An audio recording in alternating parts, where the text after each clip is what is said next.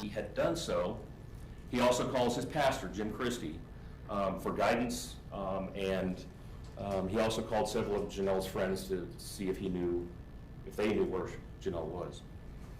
At 11:14, Jim called the Greeley Police Department.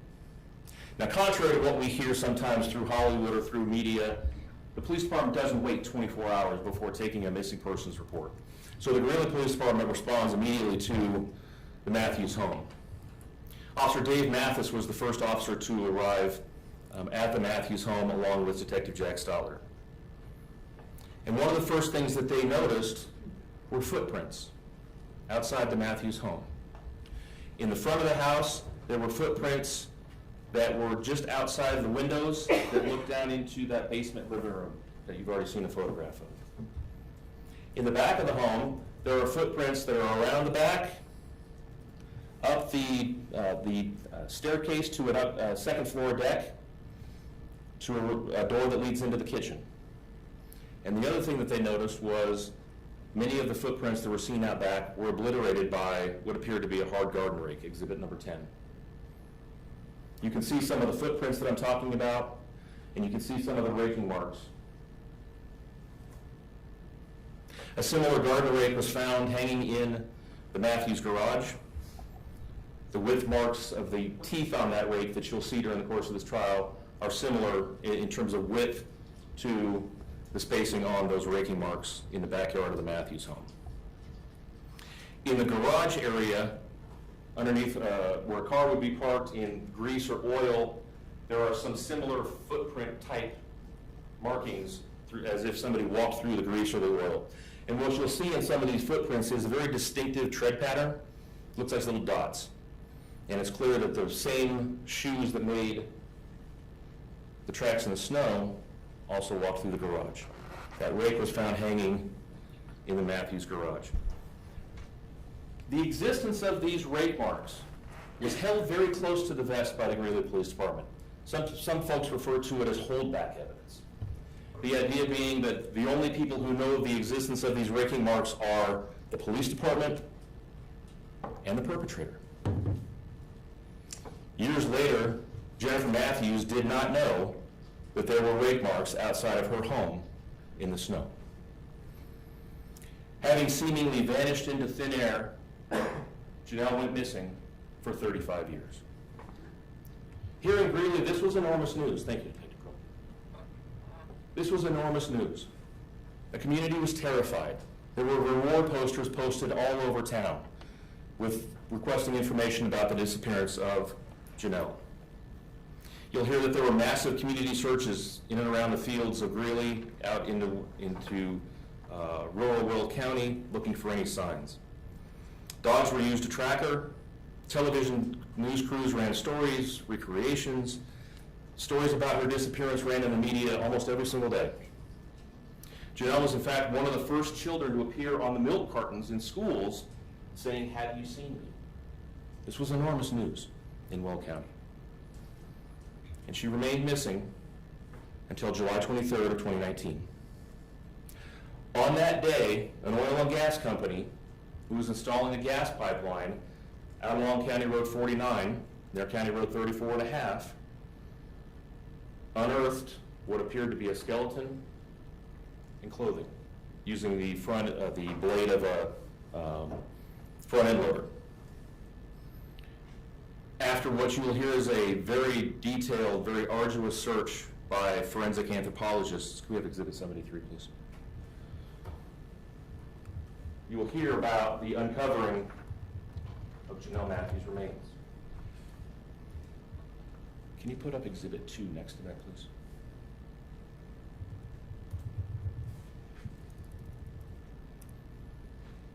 You'll see the clothing that was uncovered from that field, buried in a hole underneath the soil. And you'll see the same vest, the same shirt, the same skirt, the same undergarments that Janelle was wearing December 20th of 1984. Ladies and gentlemen, she didn't even have time to change clothes. What was also immediately apparent to forensic anthropologists and to the coroner, Exhibit 83, was the cause of death. Single gunshot wounds to the upper left portion of Janelle's skull. These remains were confirmed to be Jonelle Matthews through dental records and through DNA, and obviously through the clothing. If we can have exhibit number 87, you'll see that the trajectory of that gunshot was from left to right and at a downward angle. Thank you. So how did we get here? How did we get to this trial at this place at this time? We talked about this quite a bit. Mr. Miller and Ms. Wells talked about this a lot yesterday. There is no DNA in this case. Nor should we expect there to be any, because you saw where Janelle was recovered. And you'll hear from DNA experts who will tell you that the worst possible environment for DNA to remain on an individual's clothing, on their body, is soil and sand for 35 years. Experts looked for DNA, not expecting to find any, and of course they didn't. Her home was never processed in 1984 for what we now call touch DNA, because frankly the technology didn't exist in 1984. What you will hear over the course of this trial is the type of evidence that is as old as time itself. Statements. Statements of the defendant. Statements that span 37 years. Statements and behaviors that will ultimately lead you to but one conclusion: that the defendant is the person that police were looking for 37 years. On January 17th of 1985, about 3 weeks after Janelle's disappearance, no one knew who Stephen Pankey was. He had not been identified through the course of the initial investigation. No one had talked to him, talked about him as having anything to do with the Matthews family or Jonelle Matthews. And yet he chose to pick up the phone that day, called the Greeley Police Department, and talked to Detective Jack Stoller. And in the course of that phone call, he first identifies himself as a ordained Baptist minister. He claimed that he had contact with someone who had information about Janelle's disappearance. And he asked Detective Stoller to share the information with him that the Greeley Police Department had developed in the investigation up to that point. Almost an adult version of, you tell me what you know, I'll tell you what I know. Well, of course, detectives aren't going to be doing that at the very initial stages of investigation, and certainly not to somebody who had never been identified in the course of this investigation as potentially having any information. And almost as if to entice Detective Stoller to accept this offer, what the defendant tells him is that he has definite evidence that Janelle was abducted and that she was probably dead before she left the house. 3 weeks later, this phone call is made. When Detective Stoller again refused to give up any information about his investigation, the defendant ended the conversation. 12 days later, on his own accord, the defendant showed up at the Greeley Police Department, again in an effort to talk to law enforcement. On that date, again, he specifically spoke to Detective Stoller for a very brief period of time. This interview, if you will, was really an opportunity or an effort by on Detective Stoller's part to put a face with a name. Who was the person that called me on January 17th of 1985? You'll hear that conversation with the defendant in Detective Stoller's mind was so insignificant that it garnered barely a paragraph in a report that Detective Stoller wrote about his investigative efforts. Yet to the defendant, this conversation was enormously important. In an interview with the podcaster that he did November of 2019, he is still talking about this interview. And he tells the podcaster that he was pleasantly surprised at how easy the interview went. And that night when he went home, he did sleep really good, his words, for the first time in a long time. End of January 1985. Slept really well for the first time in a long time. Ladies and gentlemen, we talked a lot about this in the last couple of days, that motive is not an element of any of the offenses that have been charged in this case. We don't have to prove a motive. But if we have evidence of what a motive is, that is certainly something that could be important to you all in determining identity and intent. And it certainly helps in establishing a tie between the defendant and Jonelle Matthews, who on paper appeared to be complete strangers. You'll hear that in 1977, the defendant was also a member of the Son of You Church of the Nazarene, and that he was involved in a romantic relationship with a fellow church member named Deb Moon. In 1977, the defendant took Miss Moon on a long drive down various rural Weld County roads. And as the result of this long drive, Miss Moon had, or caused, a criminal investigation to occur that was investigated by the Greeley Police Department and the Weld County Sheriff's Office. As the result of that investigation, criminal charges were filed that were ultimately and subsequently dismissed, to be clear. But the fact of that criminal investigation, those criminal charges, was published in the Greeley Tribune and was seen by the leadership and members of the church at the Son of You Church of the Nazarene. And as a result of this investigation, Pastor Jim Christie, the leader of the church, excommunicated the defendant from the church, kicked him out. You'll hear that even after that occurred, the defendant still came back to the church on several different occasions and was basically forced to leave. You will hear that this chain of events that I just described instilled a hatred in the defendant for the church members, the Greeley Police Department, and the Weld County Sheriff's Office. And it was shortly after this removal from the church that the Matthews joined the church. One of the members that the defendant himself has said he harbored a hatred for was Russ Ross. Because you see, not only was the defendant affiliated with Russ Ross at the church, but they worked together at the 7-Up bottling and distribution plant here in Greeley. And they had conflict, to the point where there are lawsuits filed. There are police reports taken about conflict between the defendant and Russ Ross. He's been quoted as saying he hated Russ Ross. He testified on that stand that he thought Russ Ross was a jerk. Russ Ross was the last person to see Jonelle Matthews alive on December 20th of 1984, except for the person who abducted and killed her. Pay very close attention during the course of this trial to the statements that are attributed to the defendant. Listen to him talk about things and his description of what happened on December 20th of 1984. And in writings that we'll detail in a few minutes, he claims that on the evening of December 20th of 1984, he was at home.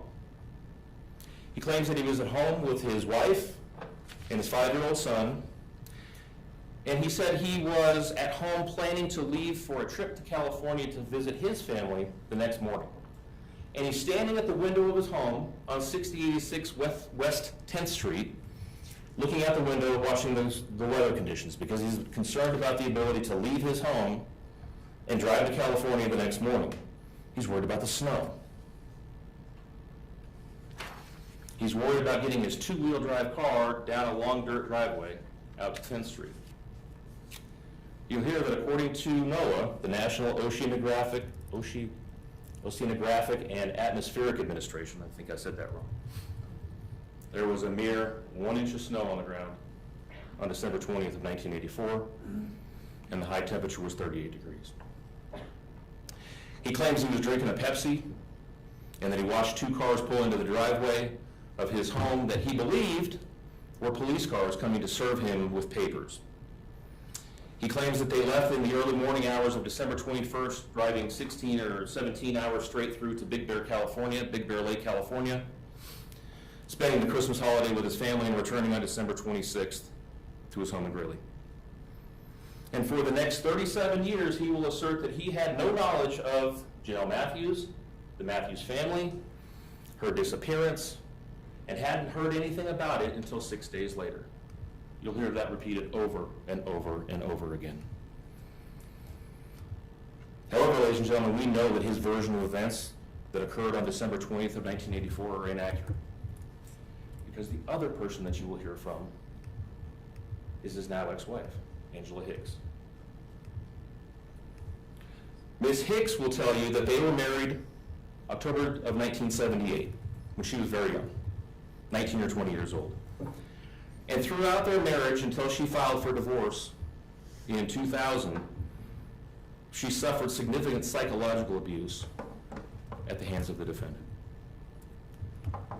Despite the conditions of her marriage and her home life, she will detail for you significant events surrounding Janelle's disappearance, which ultimately led to her going to the police in Idaho in the late 1990s to report the conduct that I'll describe for you. But what she will testify to is that in December of 1984, their son Mark was 5 years old. They lived at the home at 6086 West 10th Street, and at the time the defendant was selling cars off of the lot at their home under the business name of Aaron Auto, A-A-R-O-N Auto. And she recalls that on the evening of December 21st, while they're at home, still at their home in Greeley, he walks in and makes the surprise announcement that they're leaving to go to California the next morning, which would be December 22nd of 1984. She'll tell you this was not a planned trip. And in fact, if it had been a planned trip, she would have done the laundry, she would have packed food for their 5-year-old son, and she had done none of those things. She recalls being shocked by this, and the first thought that crossed her mind was, what are we going to do with our dogs? See, they have 2 family dogs, exhibit number 62. What are we going to do with the dogs? Who's going to take care of our dogs when we leave the next morning? And she asked the defendant that, and his response was, I dumped them off. I dumped them off. Angela never saw those dogs again. Thank you. She will tell you, Ms. Hicks will tell you that she was certain that they packed their car in the pre-dawn hours of December 22nd and drove to Big Bear, California, arriving on December 23rd. She'll also tell you that inexplicably, they left Christmas morning to drive back to Greeley, arriving on December 26th. When they get home, on the drive, she will describe to you the very unusual behavior of having the defendant telling her to turn on the car radio and flipping through the channels as they're driving. He's looking for stories about Janelle's disappearance. This is unusual to her because in and amongst this psychological abuse that I described, or that I alluded to, for a period of time in the Pankey home, there's no television, there's no newspapers, and there's no radio allowed. To use her words, he wanted to have a godly home. And so media wasn't allowed in the Pankey home. Yet when they're driving back home on December 25th and 26th, he has her flipping through the radio stations looking for news reports about the 12-year-old girl who's missing in Greeley. When they arrive back to Greeley, they don't go home. They drive right by their house on 10th Street. He's driving, mind you, to the Safeway store at 10th Street and 35th Avenue. And he instructs her to go into the store, get the newspaper for that day, and to, in essence, beg for the other newspapers from the previous days. Having very little money in her pocket, she has to do exactly that.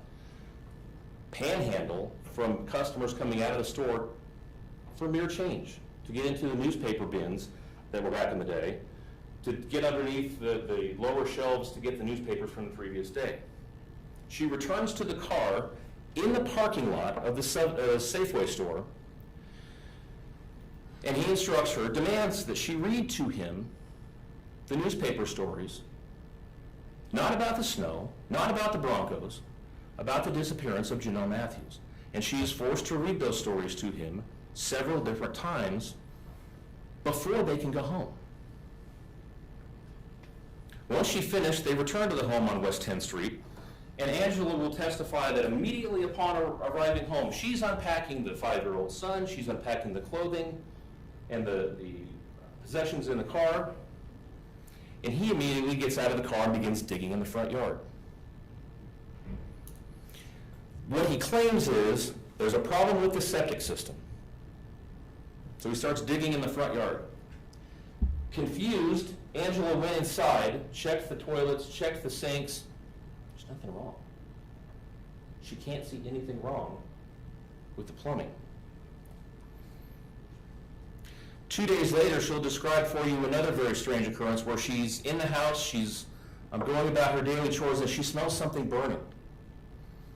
And she steps out of the home, and what you'll hear is that the plot of land that they have is very narrow and very long. And at the back end of the property, what she sees is a car on fire. A reddish-orange vehicle parked at the back of their property, engulfed in flames. But what she remembers is the exterior of the car is not on fire. The interior of the car is. Ken Anderson, who used to own Anderson Salvage out east in Greeley, who unfortunately just recently passed away, has testified in this case previously. And you'll hear about his previous testimony. His job was, his company buys up scrap metal, buys up wrecked out cars, and repurposes that metal, but buys that from consumers, from people who bring these vehicles in. And he remembers the defendant bringing a car to him that Mr. Anderson described as suspicious. And when asked about what was suspicious about it, he called it a phony fire. And what he described as a phony fire is one in which only the inside of the car is burned out. The vast majority of the car fires that he has seen in the course of his career are burned from the outside. Not this car that the defendant brought to him.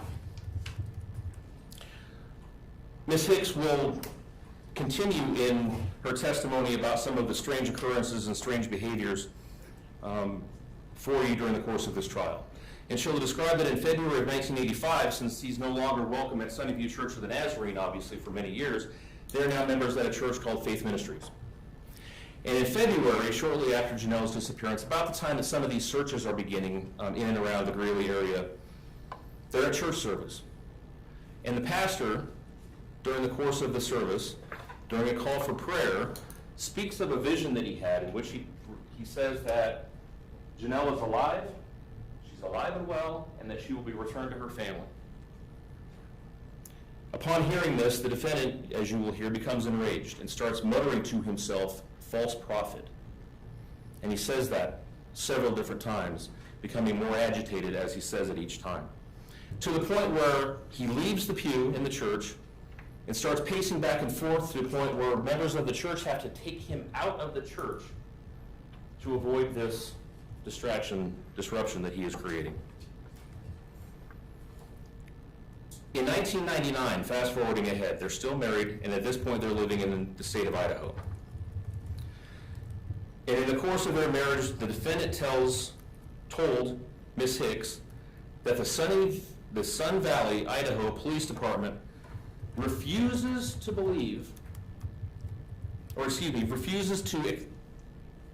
take in the information that he has about Janelle's disappearance because they won't give him immunity in exchange for the information that he has. And she looks confused at that point. And he sees that confusion on her face, and he says to her, "You don't think I could have hurt her," meaning Janelle, "do you? She looked just like her. You look just like her. She looks just like you. Looks just like you." She will testify that when she heard that, her blood ran cold, because she had never put two and two together at that point. She had never connected the dots between the strange occurrences that I've described for you, and there are others, and Jonelle Matthews' disappearance.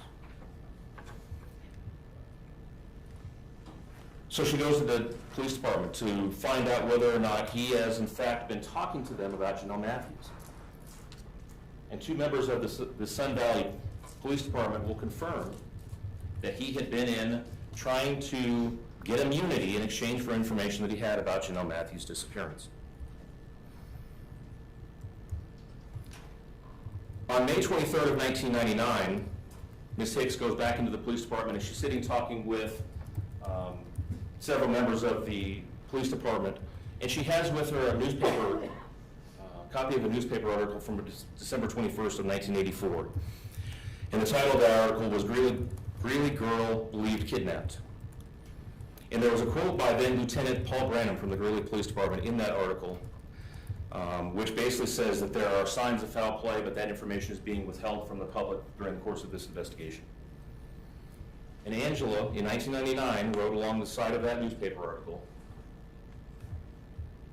one time when Steve was rambling on, he talked about the snow being raked outside the Matthews house. Angela finally filed for divorce in November of 2001, and that divorce decree was ordered in February of 2002. You'll hear that in August of 2008, the Pankey family had a tragedy. Their second son, Carl, was murdered in Arizona. And Angela will tell you that the day before the funeral, Carl's ashes were in an urn. And there was a family viewing visitation, and there was an opportunity for them to privately screen, if you will, a video montage in honor of Carl's memory. And she'll tell you that as this is occurring, she sees the defendant standing over the urn, and she heard him say, quote, "I hope God didn't allow this to happen because of Jonelle Matthews." August of 2008. Ladies and gentlemen, following the defendant's appearance in 1985 at the Greeley Police Department, he wasn't even a blip on the radar screen of the police department. No reports about him, no further interviews, no one knew who he was. And yet, as you'll see during the course of this trial, it's almost as if over the course of time, the defendant walks up to the shoulder of law enforcement, taps them on the shoulder and says, "Here I am, come get me." What do I mean by that? Ladies and gentlemen, the statements that the defendant made to Angela Hicks are only the tip of the iceberg of the evidence in this case. And as I talk through just a few of the statements that you'll hear over the course of this trial, please remember this. The truth does not change. Reality cannot be twisted. But what you'll see is the defendant's statements over the course of time have changed significantly. The truth does not change. In November of 1986, the defendant, while still living at 6086 West 10th Street, was contacted by the Federal Bureau of Investigation for a completely unrelated matter. It has nothing to do with Jonelle Matthews. Yet, during the course of that brief conversation, the defendant told the FBI agents that he thought they were there to talk to him about Janelle's disappearance. And he further told him, the agent, Greg McHugh, who will testify in this trial, that the focus of the investigation should instead be directed at membership in the church, the Sunnyview Church of the Nazarene, based on allegations that he makes of ritualistic group sex, his words, to the FBI. Shortly thereafter, after that FBI interview, the defendant moves his family very abruptly, as you'll hear, out of Greeley, first to Oklahoma, Texas, Arkansas, California, Oregon, finally settling in Idaho. You'll hear that in the winter of 1996 leading into 1997, the defendant, for some reason, was videotaping a traffic stop that an officer at the Ketchum Police Department by the name of Lee Edgerton was making, unrelated to him. He's standing there videotaping it. And when he's asked to step away from the traffic stop, the defendant very specifically says to Officer Edgerton, quote, pardon my language, "Don't fuck with me. I've buried more people than you know." Kind of taken aback by that, Officer Edgerton says, "Where do these burials take place?" And his immediate response was, "Colorado." 6 months later, Ketchum Police Department are investigating a disturbance at a local restaurant, And during the course of that investigation, the defendant is asked to make out a written statement. Now, at the time, he claims he has dyslexia. So another officer arrives on scene, Nathan Taylor arrives and takes down his statement for him. But what the defendant has the officer write is, "The Sun Valley, Idaho police have created a lengthy file on me in regards to the disappearance of Jonelle Matthews in Greeley, Colorado over a decade ago. There is bad blood between the police and me." He goes on in April 26th of 1999 in yet another court pleading in the state of Idaho, this time to the Court of Appeals. He refers to himself as a master manipulator and says, quote, "It is almost a certainty that the state will not be able to solve the 1985, is what he writes, disappearance of Miss Jonelle Matthews from a Colorado jurisdiction without the appellant's cooperation." He further argued that the state hopes the appellant will reveal the location of Miss Matthews' body. And once again argues or claims that he received this supposed information confession through the course of a pastoral privilege that he exercised. The man has never been an ordained minister in any religious faith at all. The quotation that I started this opening statement with regarding being fearful of receiving the death penalty was written in September of 1999.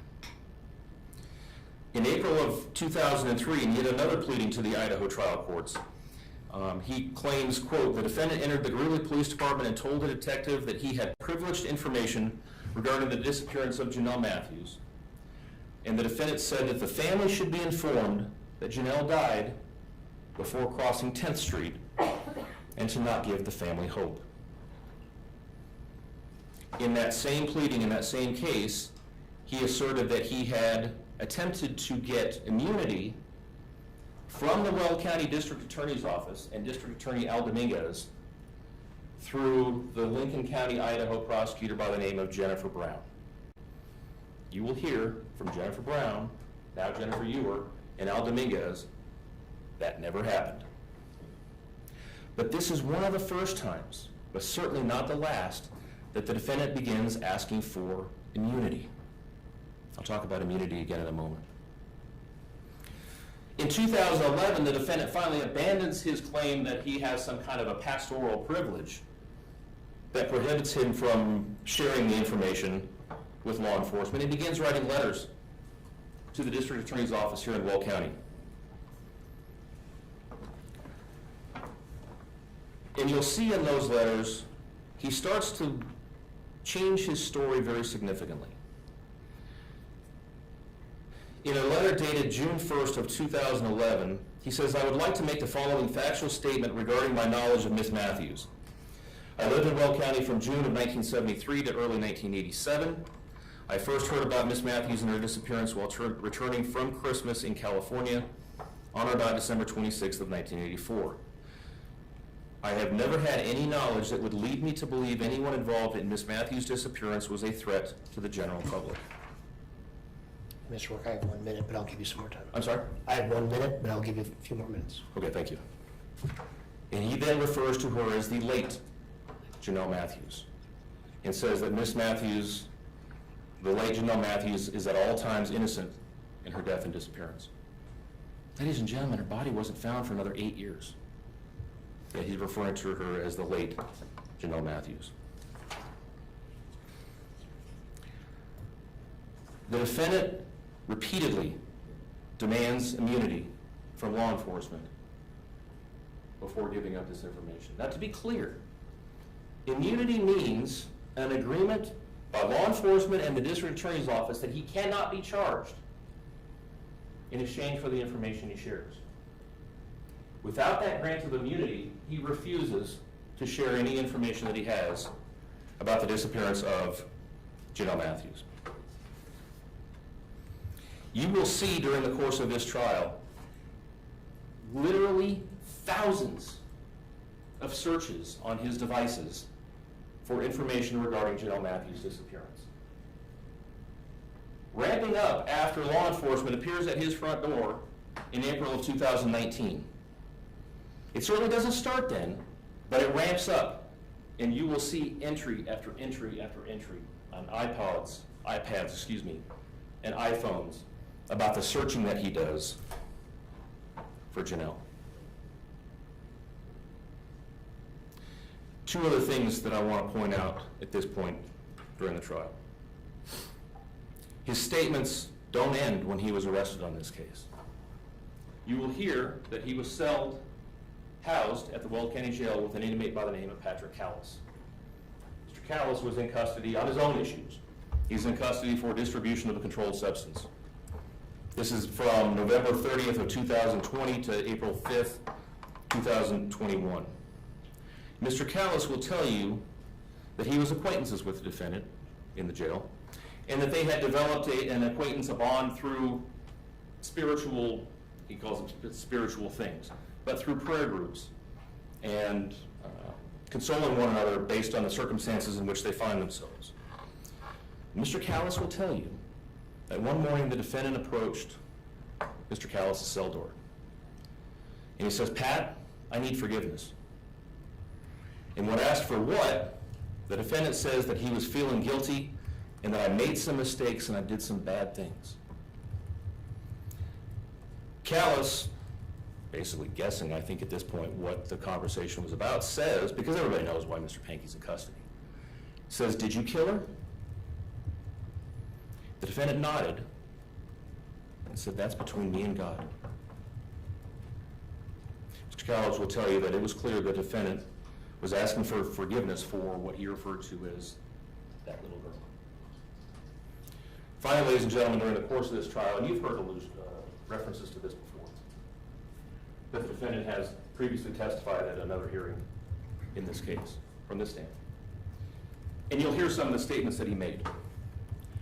And I think you've heard enough by now to understand the major issue you need to resolve in this case is identity. Is he the person who did it? And in order for you to make that determination, you will have to make determinations about the credibility of the witnesses who testify in this case. Angela Hicks, law enforcement, other witnesses that will testify before you. But you will also have an opportunity to determine whether or not the defendant, in his protestations, was credible. And to that end, what you will hear is, before he testified at the previous hearing, he had an opportunity to sit down with his attorney before testifying. And what you will hear is, the defendant, from that stand, said, "I sat and talked about my answer with my attorney, and sometimes my attorney said, 'That's a good answer.' Sometimes my attorney said, quote, 'That's bullshit, and nobody's going to believe that.'"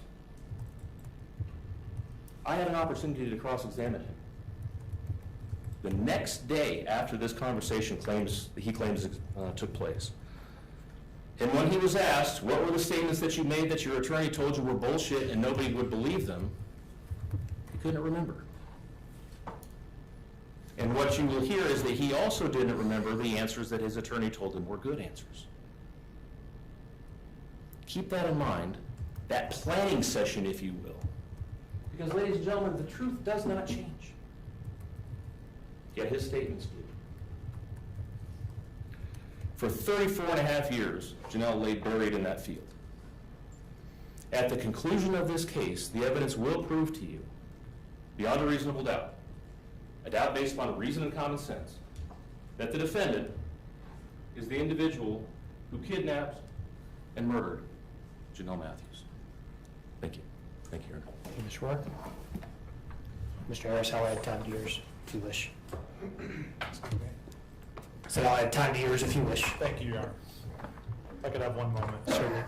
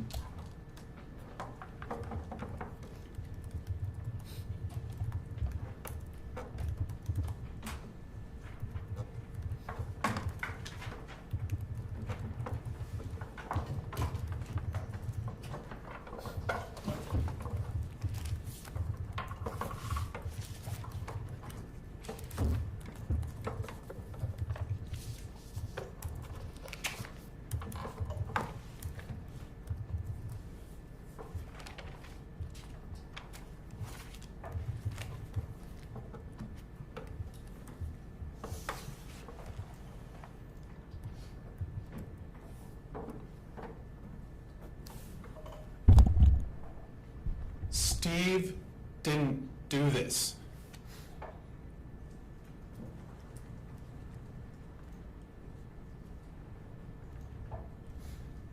I feel called to say these things at the beginning of this trial, and they have to be said. There are deep problems with this case that go to the foundations of our criminal law and the principles behind them.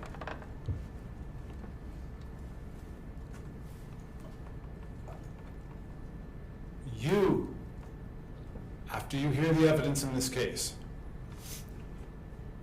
are going to be the ones to put those principles into effect that protect the community from a miscarriage of justice.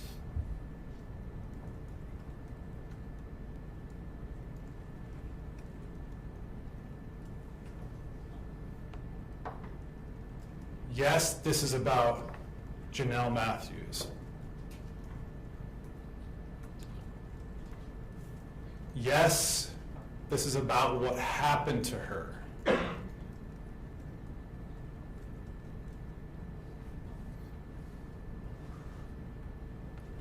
This is about the truth.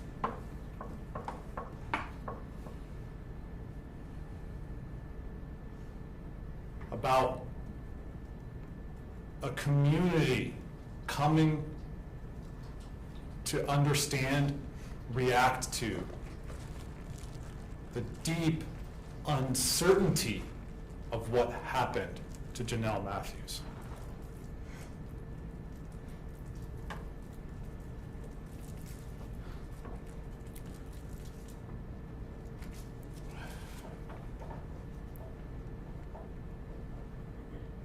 Yes, it's about justice.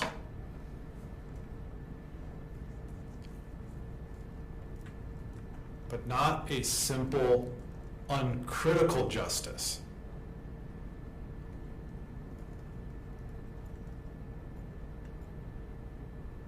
When you hear the evidence in this case,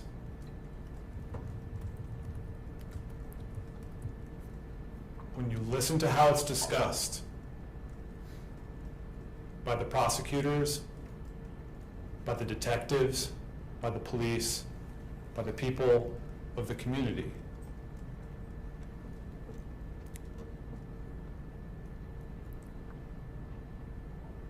and you take a step back for a moment, and not as a podcast host, not as a true crime enthusiast, not as somebody who's sitting at home watching a crime TV show. When you take a step back and you look at what this case is and what's happening here in court, what's really going on with this process in court and the reaction of the people who have investigated this, who want it solved, who want that finality. What you will see is that this is a case that shows you how in our system an innocent man gets convicted.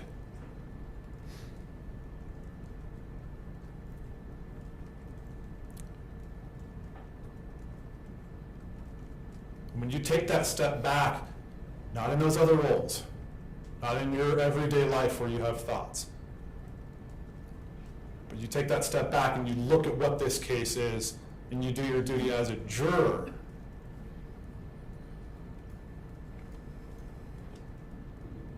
you'll see that it leads to one conclusion at the end of this trial that you will have to impose.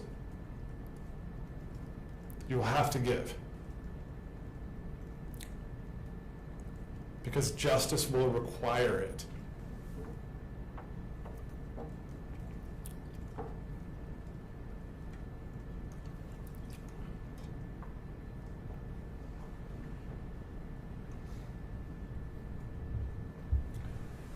As you listen to the evidence, that has made the prosecutors and the most recent detectives and some members of the community so sure of the conclusion that they're coming to.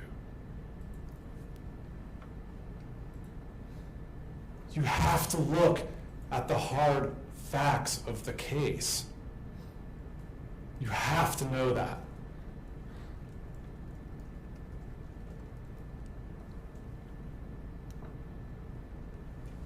You know there's no DNA in the case.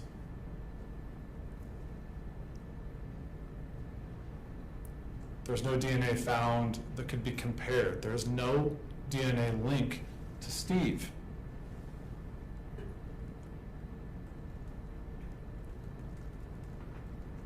Whether or not they could have done that then or not, it's not there. There's no link. You'll hear that there's no fingerprints. Steve's fingerprints are not in the house.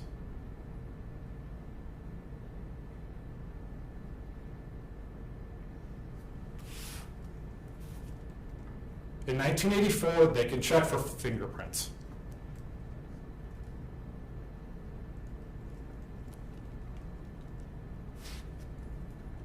It's not there. There's no murder weapon.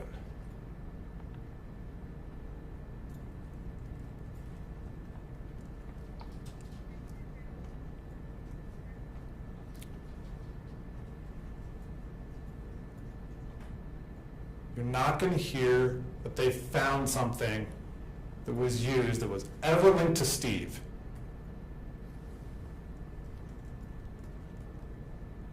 Involved in that bullet hole. You're not going to hear it. It's not there. Not only is there no DNA, there's no fingerprints, there's no murder weapon. There is no witness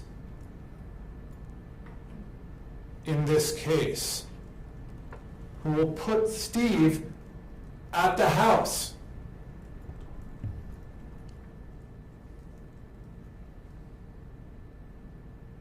Nobody says they saw him there.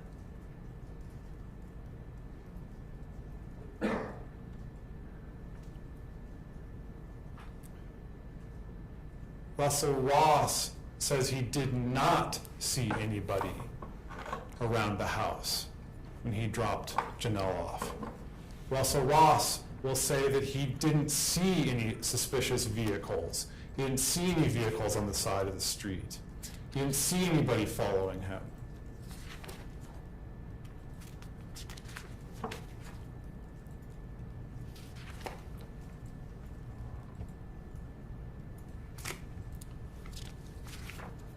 When you analyze the evidence and you hear people talk about the evidence that makes them so sure that it was Steve, you have to keep these hard and fast points in mind. The footprints.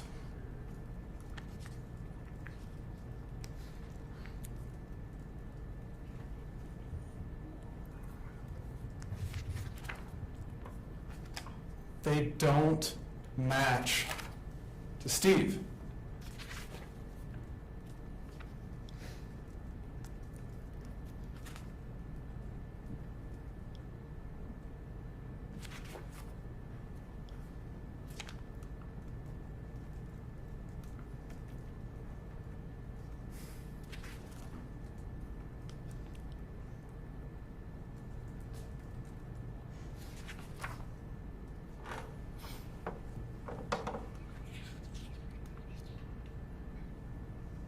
You'll hear that there was cigarette ash found near one of the footprints in the snow. The cigarette ash does not link to Steve.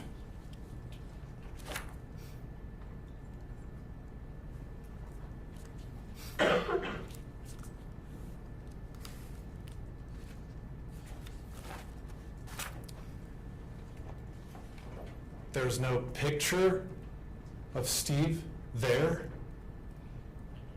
There's no video.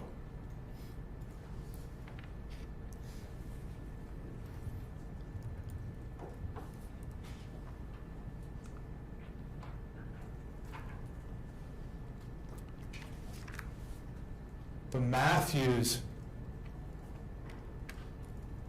will tell you nobody even mentioned Steve's name to them before 2019.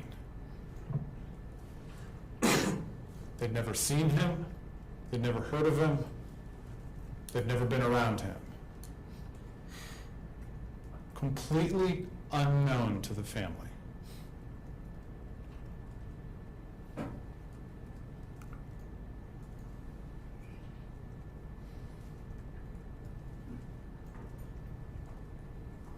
Russell Ross, who dropped Janelle off that night, didn't see anything linked to my client. And neither did anybody else.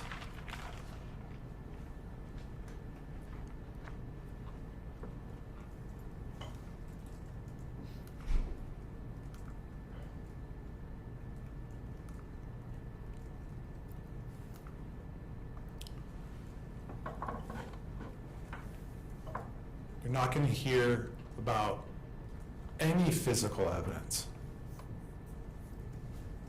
that links my client to the scene of this.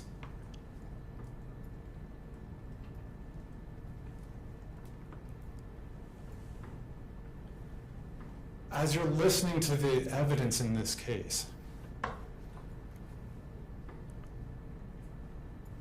as you're listening to the detectives talk about their work and what they think about it and what they did and didn't do, when you listen to the people who are around Janelle in those, on that evening, day, and so forth, when you listen to the testimony of people talking about statements, words, things that people say,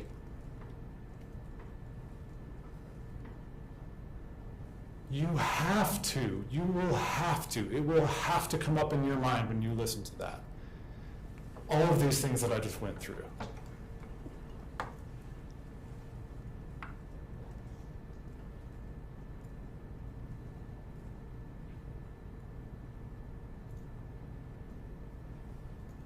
You will have to compare those things to what's really known and not known about what really happened here. If the things that people say, either days, months, or years in the future, have that any corroborating evidence from the scene. Because we all know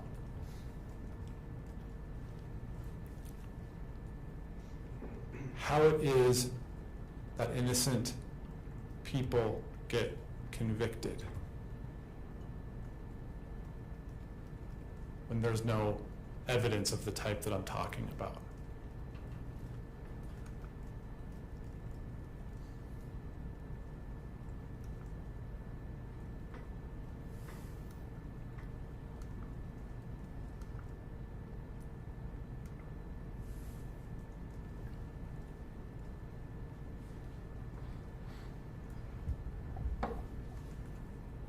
You're going to hear evidence that there was no sign of struggle in that house.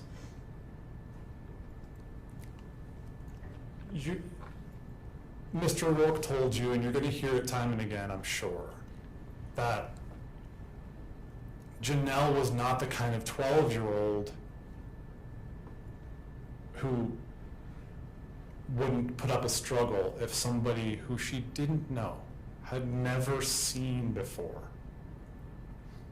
tried to do something to her.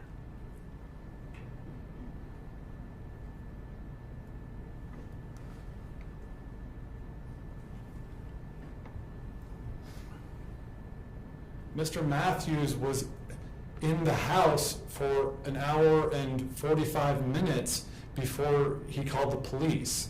There was no noted signs of struggle. He didn't know for sure up until he came to realize that she was missing. He didn't come home, there was no blood, there was nothing out of place that would indicate somebody else had done something to his daughter in a physical way. Nothing like that.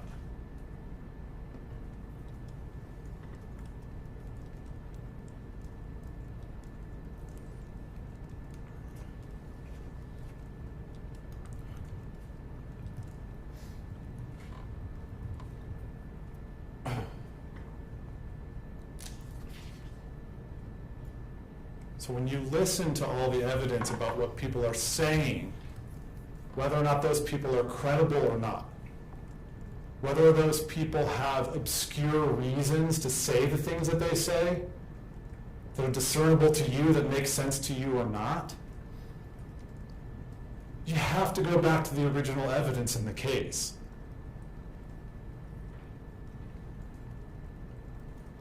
Because people can say things. People can say a lot of things. People can misperceive things, and perceive things differently, and put different narratives on things. But the things that I just went through with you, the hard and fast evidence in this case, it's not there. Because Steve did not do this.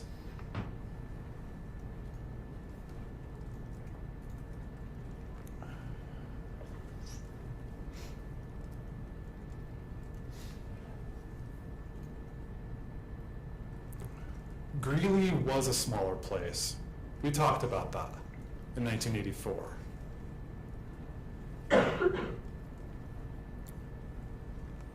You're going to hear this idea that the rake marks were something that was kept by law enforcement, and only the real killer would know about the rake marks. But that's just not the case. Lots of people knew it. There were people all over that block the next morning. The neighbors, the people who were around this, who talked, other people in the town who came to know about the case.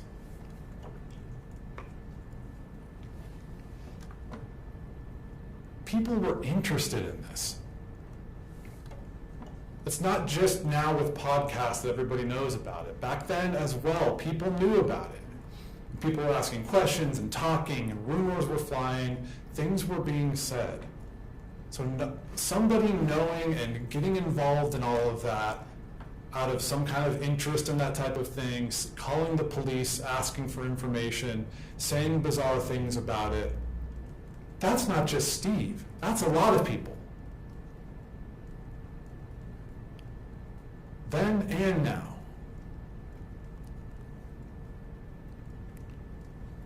It's just not the case that only the killer would know that the footprints outside were raked through.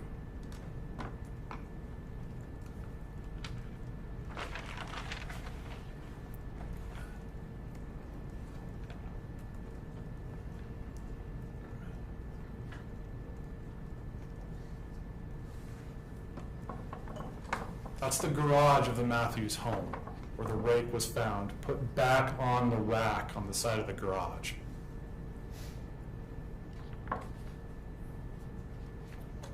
People knew about it. And Steve saying things about it doesn't show that he killed her.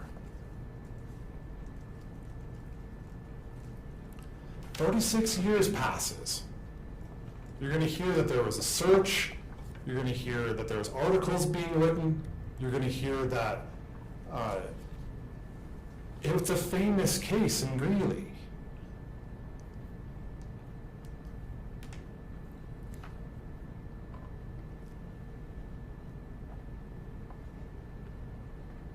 Of course, people want the case solved. People have different reactions. There's different elements of the community that have a reaction to the uncertainty of all those things I just went through you, which the evidence will show. The lack of DNA, the lack of fingerprints, the lack of a sign of struggle, the lack of physical evidence, the lack of a link between those footprints and anybody who they can prove. There's different reactions to that over the 36 years. Of course there's sadness. Of course there's all the things that we know happened and happen when a child, something like this happens to a child. But there's an incredible amount of pressure built up in the community about the case.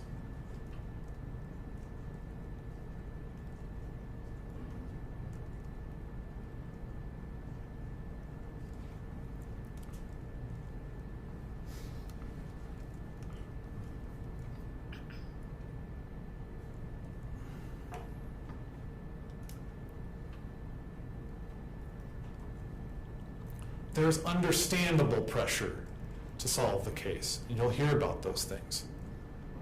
Of course, the detectives are looking into a lot of different things. People are identified as suspects, more than one. But there's also pressure to solve this, and pressures that do not necessarily aid in finding the truth.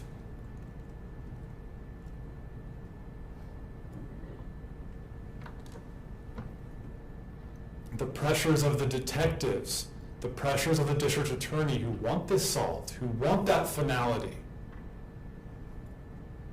For the family, for the community, for the people involved.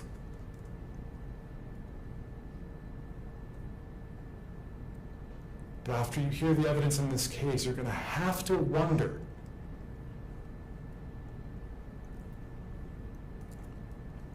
if the truth has actually been found out.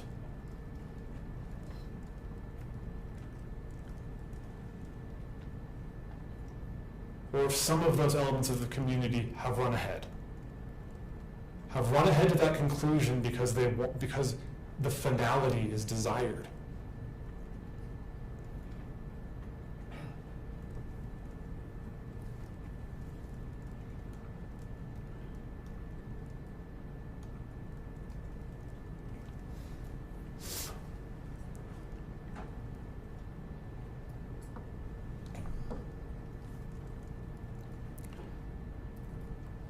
You're going to hear evidence about true crime enthusiasts. Then and now.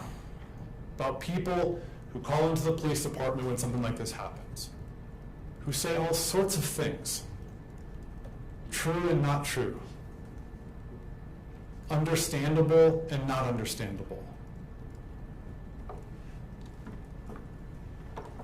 And sometimes you're going to see, when you hear the evidence, that you can imagine a case where, of course, those things that are statements that are made later in time can lead to other corroborating evidence. DNA, fingerprints, physical evidence, a witness who saw the person at the scene even. Sometimes those things can lead to those things and give certainty. But you're going to see in this case that's not true here.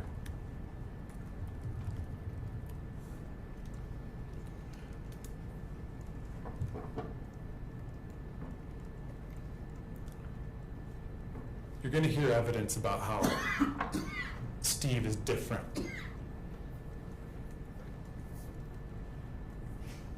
You're going to hear unusual details about Steve's life, his manner of living. Things that you may agree with, not agree with, like, dislike, have biases about, have judgments about, all of those things that you have as a normal human being. But at the end of the day, his words don't prove the case.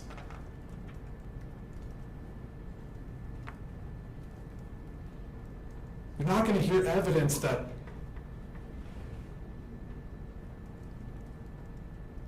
the basis of his words, the police got solid evidence so that you as the jury can have that certainty that you need.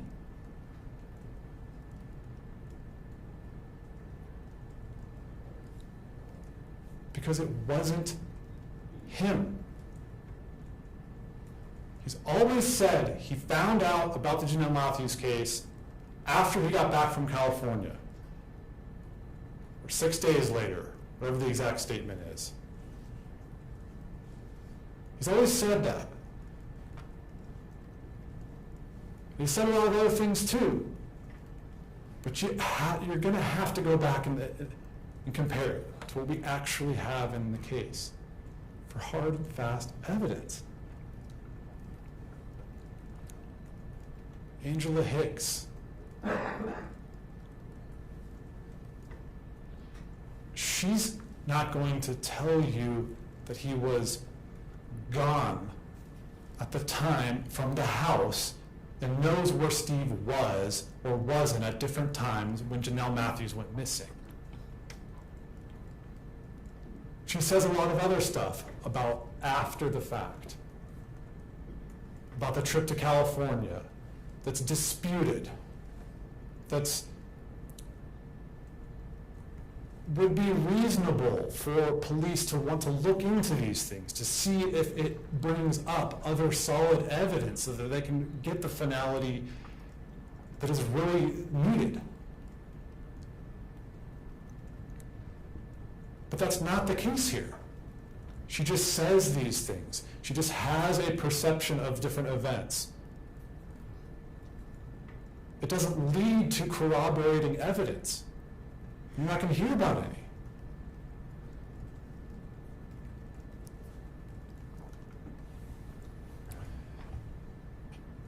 And then the elephant in the room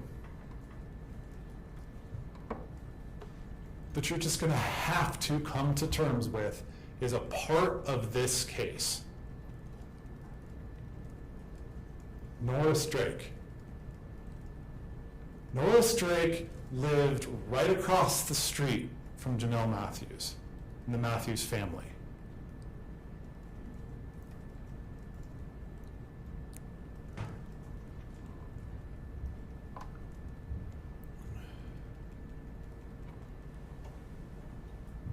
Norris Drake left his house. I'm sorry, his mother lived there. He was staying with his mother that night.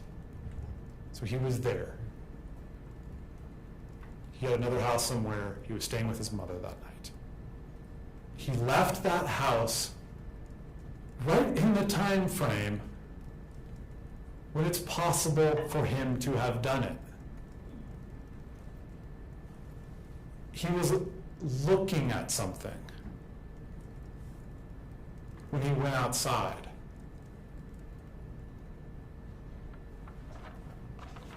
He babysat Jonelle Matthews, so he knew her. She wouldn't have considered him a stranger and struggled against him. She would have known him. He described the next day, he described the Matthews backyard to one of the witnesses, Connie Davitt, who you'll hear from. The next day, he said he knew about the footprints.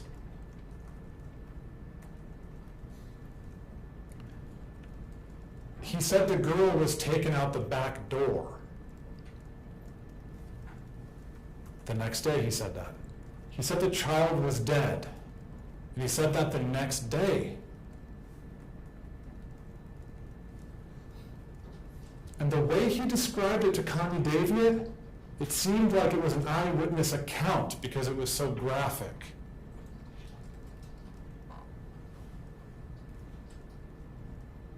Norris Drake passed away, I don't remember the exact year, I think it was 2009. So he's not here for the police to investigate anymore. And you're going to have to make a determination because there is evidence tying him to this crime There is evidence about opportunity for him to have committed the crime.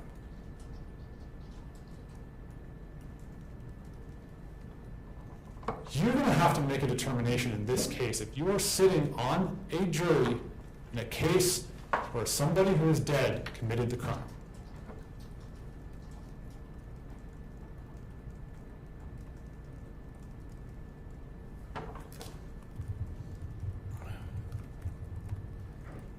the evidence against Mr. Drake is consistent with other evidence in the case. Russell Ross didn't see anybody drive up when he drove up to drop off Janelle. He didn't see another car.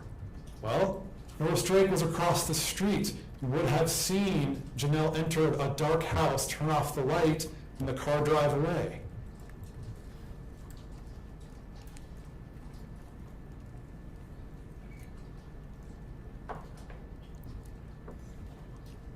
Norris Drake knew Janelle, and there wouldn't have been a struggle.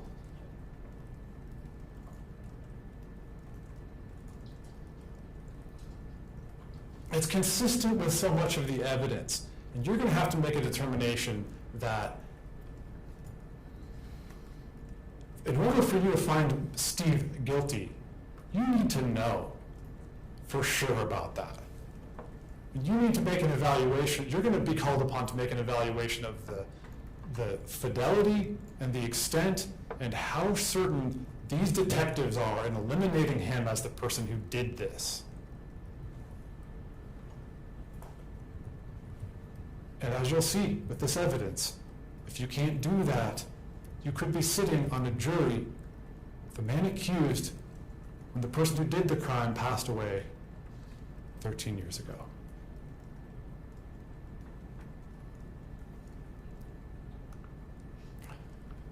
There's a witness named Linda Roscott.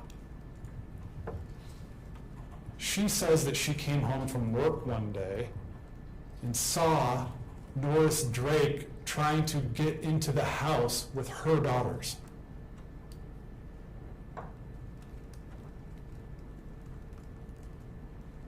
So when the detectives say that they eliminated Norris Drake as a suspect, you need to really look about, you need to be looking into, you will be called upon to look into, did they really?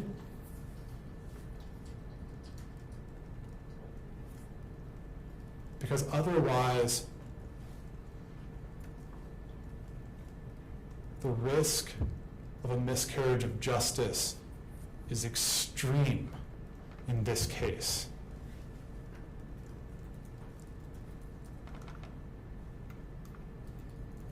Everybody knows, whether or not you're watching CSI or just know from it being a matter of common sense. In a case like this, you have to eliminate the other suspects.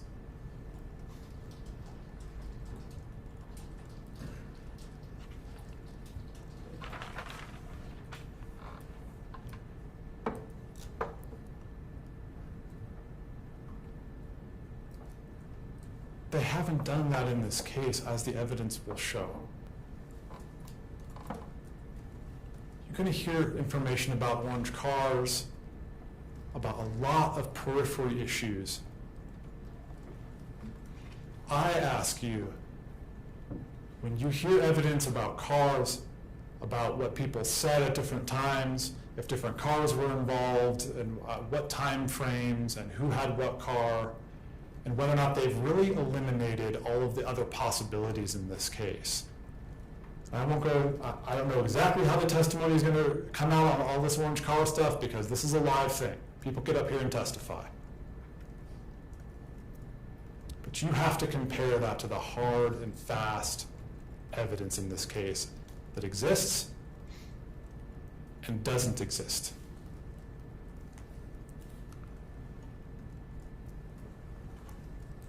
Judge, can I just ask how much time I have? Yes. You have 15 minutes. Thank you, Your Honor.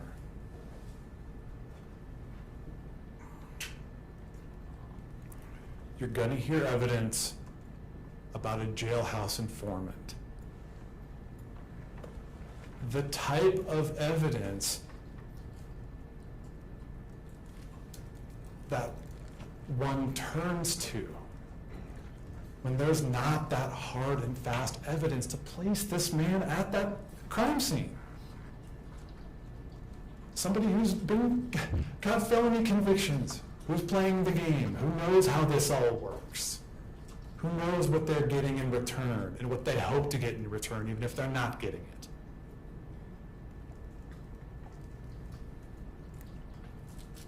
And even if those things should reasonably bring up in the police's mind and law enforcement and prosecutors, hey, let's use that to get corroborating evidence. Even if it's reasonable for that, you have to ask yourself the question.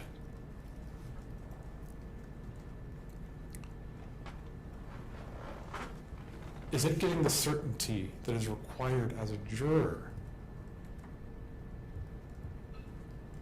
When a man here stands accused, when there's no witness who put him there, there's no DNA, there's no fingerprints, there's no picture of him there, there's no evidence of him being at the house at all, in terms of those categories I just went through. I am asking you to take a critical eye, not to make a rush to judgment, but to be critical. Because yes, it's about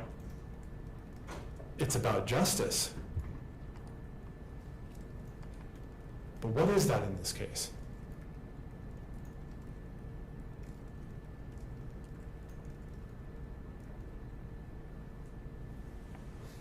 Motive.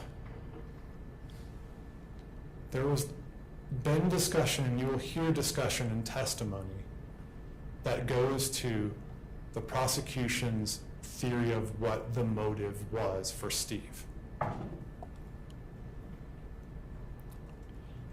And when you don't have those hard and fast pieces of evidence in the case that give certainty, you have to concoct a motive. You have to make it fit.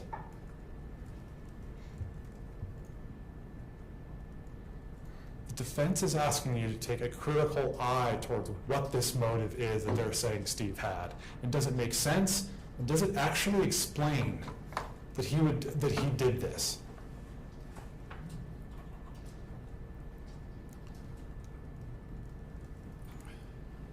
Because as the evidence unfolds,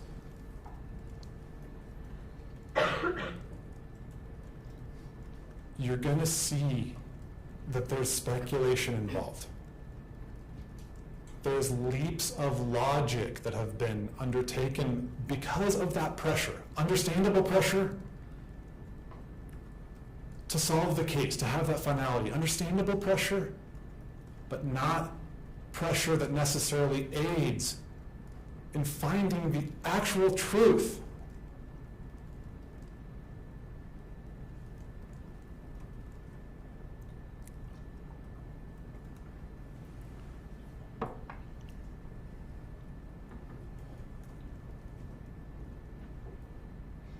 Steve didn't do this.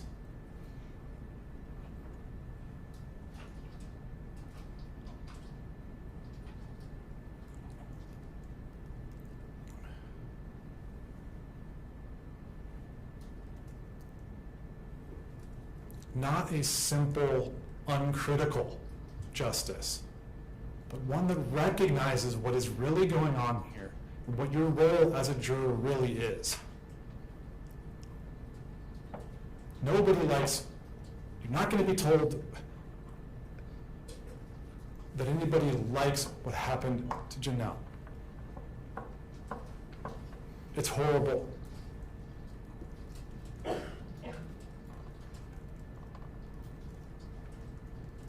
The community has had lots of different reactions. But you're the ones in the courtroom who, at the end of the day, when you look at this case, are going to be called upon to put those principles into effect that protect the community from a miscarriage of justice, which is not justice for Janelle. What you're going to see is that this is how an innocent man gets convicted, a case like this. Steve didn't do this. At the end of this trial, we're going to stand up here and we're going to ask you to give the verdict that has to be given in the case, which is not guilty. Thank you. Thank you, Mr. Harris. It's up to you. Why don't you- Counsel, you want to do a quick sidebar?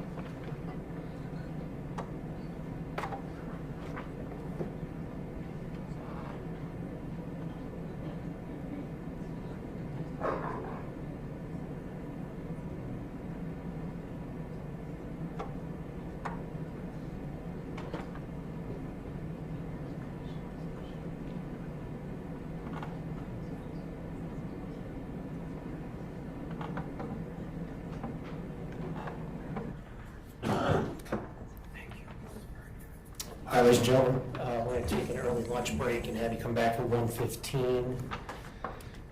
I advise you again that until the trial is completed, you must not discuss this case with anyone. That includes your family, people involved in the trial, other jurors, or anyone else. If someone approaches you and tries to discuss the trial with you, please let me know about it immediately. It's also important that you must not read or listen to any news reports of the trial. Do not in any way try to gain any information about this case outside of the courtroom. That includes refraining from researching on the internet, medical law books, encyclopedias, or dictionaries. The social media advisement continues throughout the trial. Finally, it is especially important that you do not form or express any opinion on the case until it is finally submitted to you. So I wish you a good lunch. We'll see you back here, please, at 1:15. Thank you. Please rise.